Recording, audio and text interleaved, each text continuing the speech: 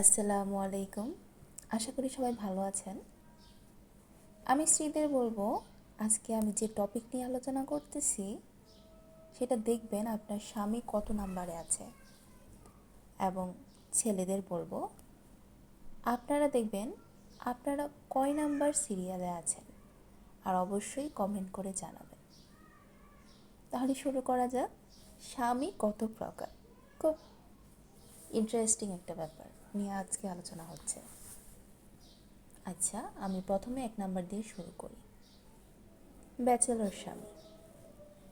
Bachelor স্বামীর বৈশিষ্ট্য হচ্ছে এরা সর্বদা মুখে হাসি থাকে, নিজেকে ব্যাচেলর বলতে ভালোবাসে। বয়স যতই হোক না কেন, কেউ ব্যাচেলর বললে খুশি হয়। স্ত্রীর চেয়ে বন্ধুদের সাথে বেশি আড্ডা দেয়। দাম্পত্য জীবন নিয়ে মোটেও সিরিয়াস নয়। এদের অনেক বান্ধবীও থাকে। ওকে। 2 নাম্বার, তপ্ত স্বামী। এরা সব সময় সাপের মতো ফুসফুস করে, গরম পানির মতো টকবক করে, সবসময় রাগান্বিত, হিংস্র, মেজাজ, আধিপত্যশীল এবং খুব বিপজ্জনক। মধ্যরাত ছাড়া বইয়ের প্রয়োজন অনুভবই করে না। তারপর 3 নাম্বার, কৃতদাস স্বামী।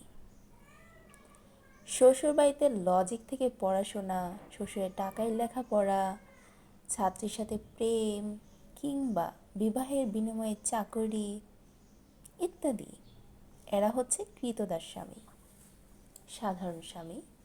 এরা খুবই গতানুগতিক, আর 10টা স্বামীর মতোই সাধারণ, নীরবে সব সয়ে যায়। এরা জেনেই গেছে পুরুষ হয়ে জন্মেছি, এইটুকু জ্বালা সহ্য করতেই হবে, তাই প্রতিবাদে ঝুঁকিয়ে নেয় না। 5 নাম্বার, চামড়া মোটা স্বামী। এদের নানা কথার ভানে বিদ্ধ হয়ে এদের চামড়া গন্ডারের ন্যায় পুরো হয়ে যায়। তোমার ভাগ্য ভালো যে আমার মতো পেয়েছ, আর কেউ হলে সেই কবেই ফেলে চলে যেত। জাতীয় বাক্যবান, এদের চামড়া ভেদ করতে পারে না। তারপর 6, নিপীড়িত স্বামী। এরা নিজ বাড়ির চাইতে জেলখানা কিংবা নির্জন বনাঞ্চলকে শান্তির জায়গা মনে করে। শয়ে শয়ে উপরওয়ালার কাছে বিচার চাওয়ারও সাহস করে না। তবে পত্রিকায় কারোর বউ মরার সংবাদ খুব মন দিয়ে পড়ে, তারপর কি যেন ভেবে লম্বা একটা দীর্ঘশ্বাস ছেড়ে আগের মতো চুপচাপ বসে থাকে। তারপর 7 নাম্বার, তেজপাতা স্বামী। এরা খুব মরি, কৃপণ। স্ত্রীর ভালো লাগা, ইচ্ছা, আগ্রহ মোটেই বিবেচনা করে না। রস বোধ নেই। বউ নিয়ে বেড়ানো, রেস্টুরেন্টে যাওয়া, শখ করে বইয়ের জন্য কিছু কেনাকাটা ইত্যাদি এদের কাছে খুব কঠিন কাজ। এরা রিলেশনকে আনন্দদায়ক করতেই জানে না। তারপর 8, দাবারও স্বামী।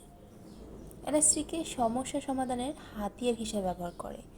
স্ত্রীকে শুধুমাত্র তখনই ভালোবাসে যখন তার কাছ থেকে কিছু প্রয়োজন হয়। এরা খুব চালাক।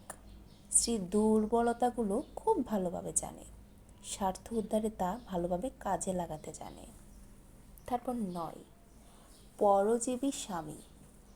এরা অলস, শুধুমাত্র অর্থের জন্য স্ত্রীকে ভালোবাসে। বউয়ের রোজগারের টাকায় চলে ফুটানি করে। কেউ কেউ বিভিন্ন নেশার পেছনে বউয়ের টাকা খরচ করে। সংসারের কাজে স্ত্রীকে মোটেও সাহায্য করে না।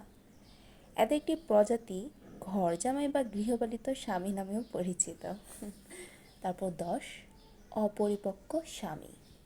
এরা দায়িত্ব কাণ্ডজ্ঞানহীন, শিশুসুলভ।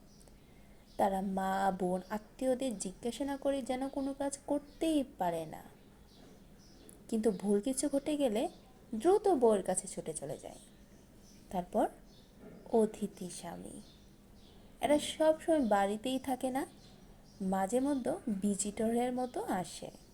যে কয়দিন ঘরে থাকে বউকে প্রচণ্ড ভালোবাসে, পরিবারের বাজার ঘাট, তরকারি, জিনিস সব কিছু কিনে দেয়। বউ অশ্রুজ্জ্বল অপেক্ষা করে বিদায় নেয়, যেমন চাকরিজীবী ইত্যাদি। যত্নশীল স্বামী 12 নাম্বার। এরা যত্নশীল, প্রেমময়, সকল মানসিক চাহিদা পূরণ করে, পরিবারকে যথেষ্ট সময় দেয়, অত্যন্ত দায়িত্বশীল, স্ত্রীকে অংশীদার বিবেচনা করে, সকল কাজে সাহায্যকারী হিসেবে পাশে থাকে। এতক্ষণ তো আপনাদের বললাম স্বামী কত প্রকার। এবার আপনারা একটু ভেবে দেখেন তো আপনাদের স্বামী কয় নাম্বারে আছে, আর দ্রুত কমেন্ট বক্সে কমেন্ট করেন। আর আমার স্বামী 12 নাম্বার, এটা আপনাদের বলে দিচ্ছি, কারণ আমার স্বামী প্রচণ্ড ভালো মানুষ, খুব যত্নশীল একজন স্বামী আমার। আশা করি আপনাদের অনেকে স্বামীও যত্নশীল।